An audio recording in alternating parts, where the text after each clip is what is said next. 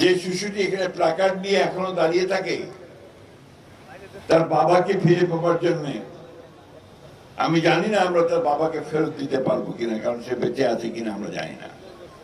এটা এইটুকু তো আমরা করতে পারি যে তার ভবিষ্যৎ নির্মাণের জন্য, তার জন্য একটা সুন্দর জীবন হয়, সেই জীবন তৈরি করার জন্য আমরা কাজ করতে পারি।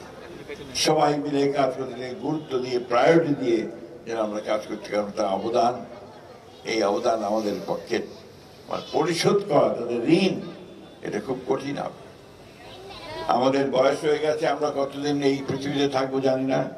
জাতি জাতার তরুণ এখানে যারা আছে তাদের দায়িত্ব থাকবে এই বিষয়টাকে সর্বাধিকার দিয়ে আমাদের এই শিশুদের, আমাদের বাচ্চাদের, তাদের যেন জীবন সুন্দর হয়, ভবিষ্যতের জীবন যেন সুন্দর হয়, সেই কাজটা যেন আমরা সবাই মিলে করতে পারি।